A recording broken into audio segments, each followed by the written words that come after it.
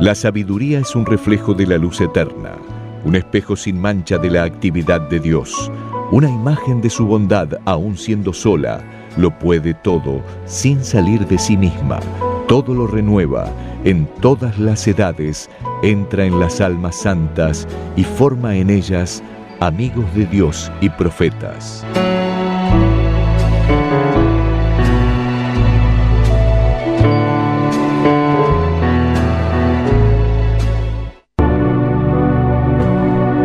Ingresamos así a este bloque sobre el ciclo que estoy dando este año por radio sobre la aflicción y la ansiedad. Esta es la 10ª vez que ingreso a este ciclo, hablando y compartiendo con ustedes una serie de elementos que nos hacen reflexionar sobre lo que es en sí la aflicción y la ansiedad.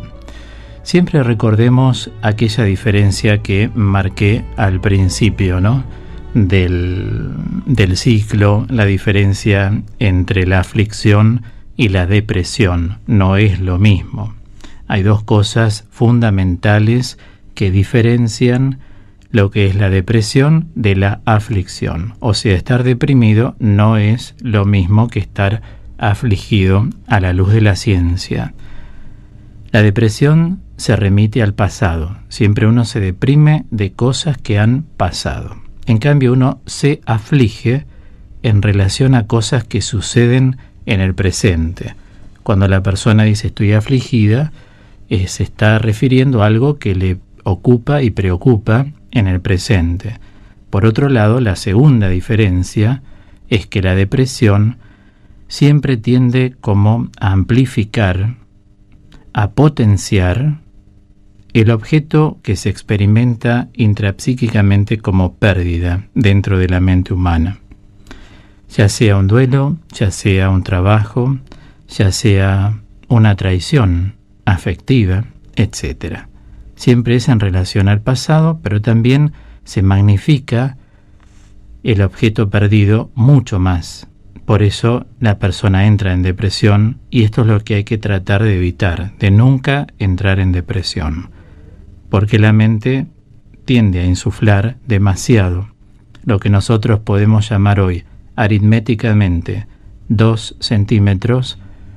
Esto en la depresión se experimenta casi como de 10 centímetros. ¿Se dan cuenta de esa magnitud?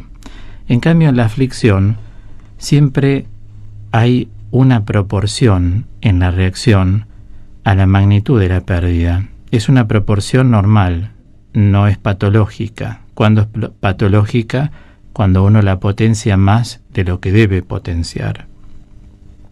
Cuando la gente dice comúnmente no te hagas tanta mala sangre por tal o cual cosa, en realidad es algo real, ¿no? Si yo acudo a un libro de la sabiduría, que es el libro del eclesiástico, hay puedo tomar de 2 partes, aquí en el capítulo 3:21, no pretendas lo que te sobrepasa. Y en el 11, versículo 10, dice, hijo, no te preocupes en demasiados asuntos porque así no terminarás bien, porque por más que corras, no alcanzarás. Es decir, qué importante es el equilibrio, una y otra vez. El jueves pasado estuve en la Conferencia Argentina de Religiosos y Religiosas, en la sede nacional, abordando e iluminando un tema sobre el equilibrio en el amor. Y ahí explicaba lo que varias veces también he explicado por radio, y es justamente que hay equilibrio cuando hay una conjunción de energías psíquicas antagónicas. O sea, uno logra el equilibrio cuando puede, como decimos actualmente, sopesar dentro de la mente humana realidades que a veces son totalmente opuestas. Y sin embargo, es como que uno logra el equilibrio. Habrán pasado por esta situación, por ejemplo, pensando en ejemplos que puedo dar, estar en un puesto de trabajo, en un consorcio o donde uno esté entre personas y escuchar que Por un lado unos dicen una cosa y por otro dicen otros otra. Uno no conviene nunca tirarse para un lado o tirarse para el otro, excepto que uno esté muy al tanto de lo que está pensando y reflexionando. Pero cada uno también le pone ese tinte subjetivo a las palabras que pronuncia, a los hechos que ve, etc. Yo había sostenido en el programa anterior 4 tendencias que tiene toda persona que se pone ansiosa. ¿Pero por qué? Por el desorden que se genera en el psiquismo humano.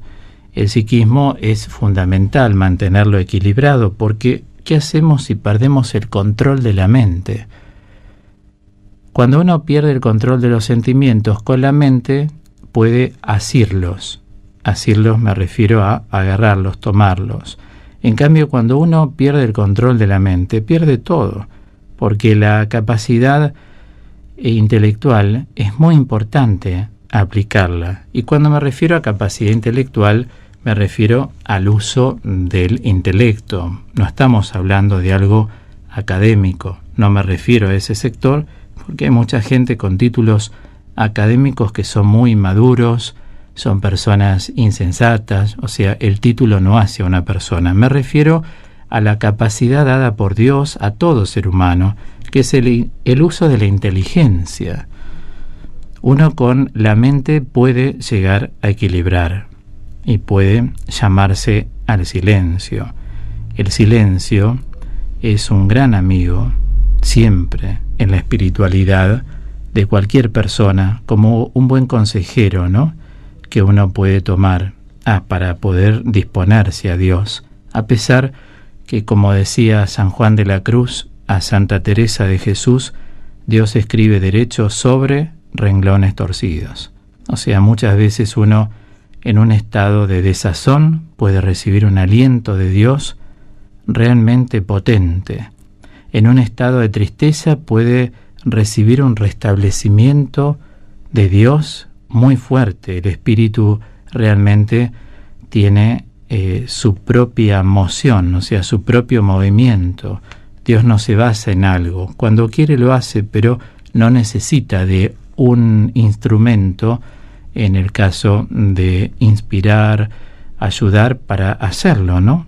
A veces sí, es cierto, hay personas que Dios las utiliza como instrumento para que nosotros podamos superar situaciones, crecer, caminar en la vida con una mirada más específica, idónea, y así podemos lograr esto que llamo el equilibrio. Todos sabemos que el hombre apresurado busca continuamente cosas cuando lo que le falta es un encuentro con él mismo. Muchas veces cuando uno se descentra, pierde el orden, por supuesto, y así es que uno, al no tener un encuentro con uno mismo, se siente mal y también proyecta todos esos nervios a todo el mundo circundante, porque falta el encuentro con uno mismo. Suelo sugerir que conviene sanar la deficiencia allí donde está, es decir, en el nivel que está. Y en general hay ansiedad cuando el nivel emocional está en crisis. Nos puede ser útil el profeta Isaías 30 en el versículo 15, cuando dice: porque así habla el Señor, el Santo de Israel, en la conversión y en la calma está la salvación de ustedes. En la sinceridad y en la confianza está su fuerza. Claro que la verdadera paz es una calma, digamos, agradable que uno experimenta, que nos mantiene fuertes y saludables. Fuerte no es el que habla fuerte, fuerte no es el que tiene un físico grandote. En el orden emocional estamos hablando, ¿no? Fuerte es aquel que tiene paz, porque la paz es moderadora y genera salud en la persona. Y así uno puede disfrutar con intensidad de todo lo que Dios nos ofrece en la vida en todo orden. Alguna vez me habrán oído decir que uno puede pasar por desafíos que pueden poner ansiosos. Pero si uno tiene comunión con Jesucristo, como dice Efesios 2, Él es nuestra paz. Y una persona que tiene comunión con el Señor va a experimentar que en medio de la tristeza, en medio de los avatares, en medio de lo que llamo desafíos de la vida, va a tener paz. Porque uno está caminando en todos los aspectos de la vida, pese a la vulnerabilidad que nos acompaña humana, de la mano de Jesucristo. Para nosotros, caminar es responder a esta vocación bautismal. Hay un compromiso de vida con el Evangelio del Señor. A menudo digo, seamos hombres bíblicos, por encima de todo. Incluso llego a decir, y que se entienda bien, no tanto hombres dogmáticos, porque para ser dogmático hay que saber teología y saber de teología dogmática. Uno a veces dogmatiza cosas que en realidad no tienen los elementos como para declararlas dogmas. Entonces digo, qué bueno es poder cimentar nuestra fe bíblicamente y manejarnos con lo que enseña la palabra de Dios. Por ejemplo, Jesús dice, en caso de que a vos te insulten, o que hablen mal, o que te difamen, o que te maldigan, vos no hagas lo mismo. Ustedes bendigan siempre. Y San Pablo se encargó, a pesar de ser un apóstol post-pascual, lógicamente es apóstol de Jesucristo, se encargó también de hacer correr esto por las comunidades. Porque la sangre llama a la sangre, ¿no? Entonces, digo, más de una vez si te hacen algo injusto, tenés ganas de reaccionar, porque la reacción existe, tal vez no se manifiesta, pero interiormente existe. Cuando uno dice, yo estoy del lado de la luz, no pertenezco al mundo de las tinieblas, camino con mi poquedad humana, con mis vacíos, con mis oscuridades, camino con la pobreza de mi interior, uno camina libre, desnudo delante de Dios, porque sabe que Dios es omnisciente, por lo tanto conoce lo que uno es. Y así, en esa libertad de los hijos de Dios, el hombre bíblico camina siempre confiando en su Señor, porque es más importante hacerle caso a Jesucristo que poner por delante nuestra necedad humana. Entonces nosotros, al hacer esta opción, caminamos de otro modo y por eso se ejerce interiormente esta presencia sobrenatural, tanto en el psiquismo como en el corazón, en nuestros sentimientos, de Jesucristo, resucitado en plenitud, lógicamente. En ese sentido digo que la verdadera paz es una agradable calma que nos mantiene fuertes y saludables. Dios, siempre recordemos, es ese abismo de paz que engendra vida, engendra riqueza, engendra hermosura. Repito, Dios es ese abismo de paz que engendra vida.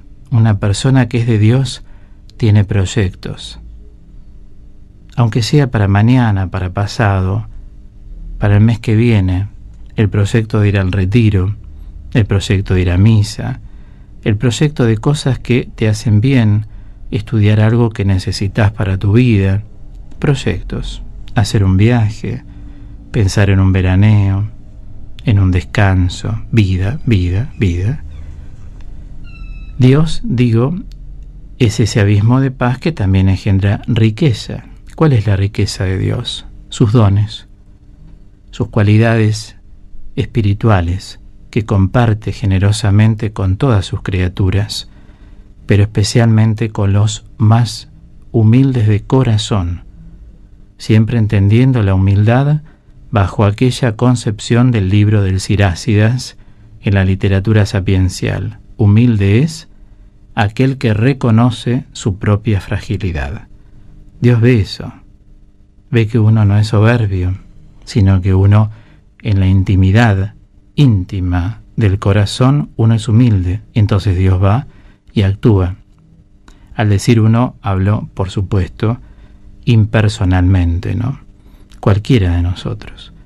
Y engendra hermosura, porque la presencia de Dios embellece estéticamente el alma. El profeta Isaías llega a un punto en que le dice: tú eres nuestra hermosura. Hay un embellecimiento interior. Uno se embellece con actitudes evangélicas, ni que hablar con virtudes, pero digo, ya con actitudes evangélicas se va embelleciendo. Por ejemplo, renuncias a ser mezquino, sos una persona más generosa, sos más amable, sabes escuchar a una persona. Todo esto habla de la hermosura que hay en tu interior. Esto va a generar que, frente a lo que es la ansiedad, el alma experimente lo que es Dios. Entre tantas definiciones respecto de Dios, se habla con un término griego que Dios es dynamis, así se pronuncia. Dynamis quiere decir movimiento. Por eso cuando poseemos a Dios, el alma jamás está aburrida. El alma experimenta aburrimiento cuando sabe que interiormente todavía no está unida a Dios. Tiene como chispazos de Dios. Yo rezo a la mañana, alguien dice. Yo rezo a la noche, alguien dice. Yo entro a una iglesia y rezo, alguien dice. Pero no alcanza eso. Es un modo de vida distinto. Por supuesto, privilegiamos el culto, porque el verdadero culto, como le explica Jesús a la samaritana en el pozo de Jacob, es el culto en espíritu y en verdad, es decir, con una transformación interior que uno va realizando en su alma. El alma se aburre o se cansa cuando transita por una noche oscura, porque la noche oscura es ese tiempo de purificación que a la luz de Cristo todo ser humano va experimentando. Es un término muy de San Juan de la Cruz, porque en la espiritualidad carmelitana, San Juan de la Cruz, junto con Santa Teresa, por supuesto, ocupan un lugar central. Y San Juan de la Cruz, para no usar los términos sin que nadie conozca bien, muchas veces utiliza en su teología la noche la noche del sentido en primer lugar y luego la noche del espíritu. ¿A qué llama noche? Él llama noche al tránsito que hace un alma por ser más de Dios. El tránsito que es esfuerzos, porque uno va acompañando con ascesis y con abnegación ciertas renuncias, algunas cosas para ofrecer a Dios, para asemejarse a lo que padece Jesús, análogamente, por supuesto. ¿Qué significa análogamente? Que hay puntos de encuentro. No quiere decir que sea lo mismo, de ninguna manera, pero análogamente sí, hay cosas que se van padeciendo. Análogamente, como podríamos decir también a la distancia, pero se van padeciendo. Aceptar la voluntad de Dios, por ejemplo, aunque no la entendamos. Eso es una ascesis. Hay una noche del sentido, dice él, y la noche del sentido es el paso de la ascética a la mística. La noche del sentido es, en términos simples y sucintos, ese tránsito que hace una persona para acercarse a Dios y ya llega a un punto en que es un ser oferente, o sea, oblativo. Y Dios, cuando ve que uno le entrega muchas cosas, Él después empieza a trabajar místicamente en la persona.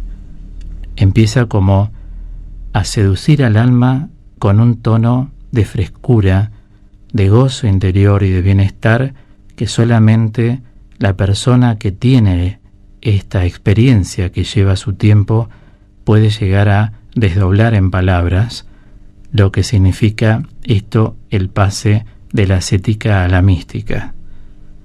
¿Se acuerdan que yo les comenté que la mística es una experiencia de comunión, presencia y unidad con Dios?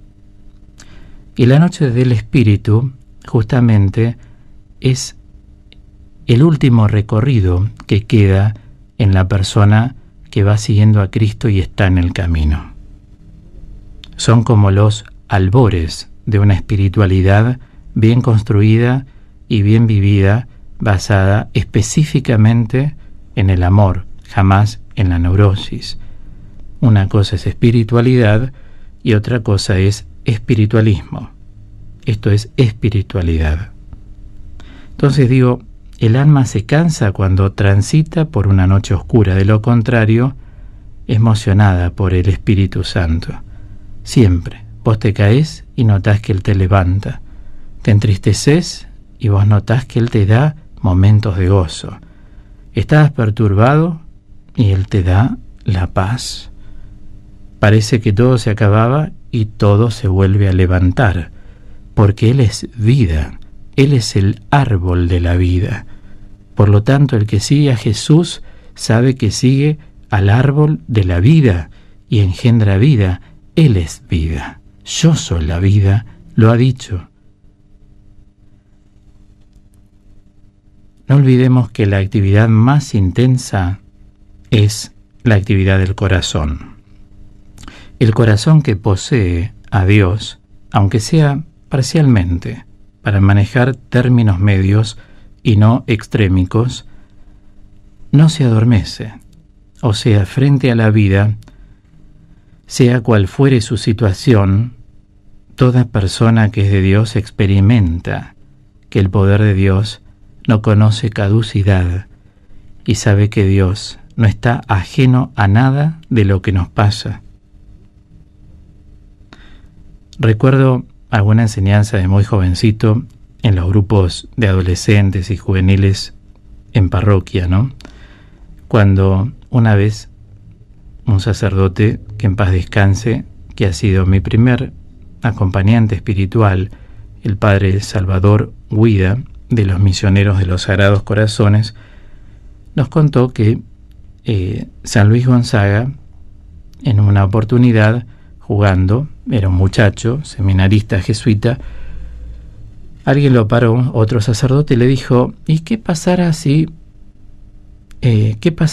Dios en este momento te llama a su presencia? Dice, mientras puedo andar, andaría. Y si se terminara el mundo, yo seguiría jugando. Es decir, lo que quiso decir con esto es que está en manos de Dios. Y el que está en manos de Dios, pero no fantasiosamente, sino porque tiene una vida de alianza con Dios, es un hombre bíblico, varón o mujer, vive y trata de vivir conforme con la palabra de Dios, está confiado en Dios y sabe que Dios está junto a uno en todo momento. Qué lindo es esta alianza, ¿no? Inquebrantable que sella el Espíritu Santo en la vida de un bautizado que quiere ir y recorrer el camino de la mano del Señor.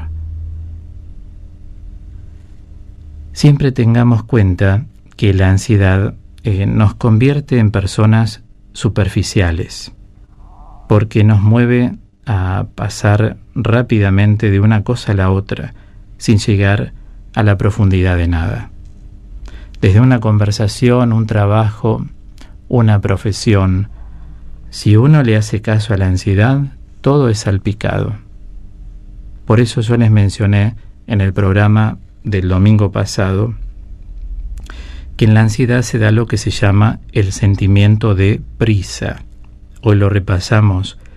¿Qué hace el sentimiento de prisa? Roba el presente real y tensa hacia un futuro irreal. Esto hace el sentimiento de prisa. Roba el presente real y te tensa hacia un futuro irreal, porque si no tenés presente el futuro, es una nube de humo, no ves nada y eso pone mal a una persona. Por eso digo que la ansiedad nos convierte en personas superficiales. Entonces, el superficial no soporta la quietud interior, porque justamente se desestabiliza. Una persona superficial no es capaz de mantener un diálogo extenso. Todo es A o B, todo es blanco-negro. La hondura del diálogo no la conoce. Todo es digo o no te digo, o se pelean y destruyen todo. Y así se vienen abajo sociedades, por ejemplo, sociedades de socios en el área económica. Se vienen abajo parejas. El diálogo es lo que vincula a los amigos, a las parejas, a las sociedades. Y construir un nivel de diálogo es algo maravilloso, porque permite sin discusión abrir los ojos, darse cuenta, comprender que alguien pueda no comprendernos, entender tal vez si no entendimos hasta ahora. Por eso digo, si nuestra opción se dirige hacia la búsqueda de Dios, no nos vamos a hacer esclavos de los planes de la ansiedad. Esto seguramente no va a ocurrir. Tenemos que aprender a dejar para después lo que puede esperar. ¿Escuchamos bien? Aprender a dejar para después lo que puede esperar. Como sé que estoy hablando de temas muy hondos, muy profundos, me gusta hablar con lentitud para que no corramos, porque nadie nos corre. También es bueno en un programa de nuestras características poder reflexionar, y estos espacios de silencio nos ayudan a ahondar lo que estamos diciendo. Aprendamos a dejar para después lo que puede esperar.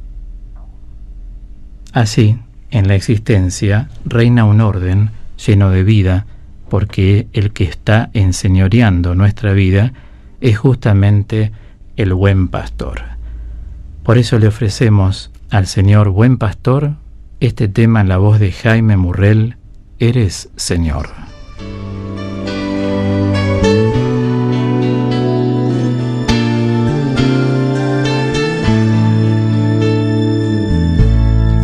Eres Señor y Creador del universo y su esplendor.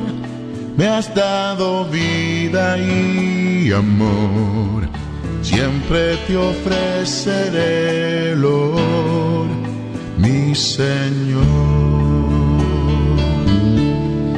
Eres consuelo y perdón, eres justicia y verdad, me has cubierto con tu paz, siempre esperaré en ti, mi Señor. Eres mi buen pastor, nada me faltará, del mal no temeré, pues conmigo siempre estás. Eres amigo y proveedor, Cordero fiel, mi Redentor, Rey victorioso, el gran yo soy, siempre te buscaré, mi Dios, mi Señor. Eres mi buen pastor, nada me falta.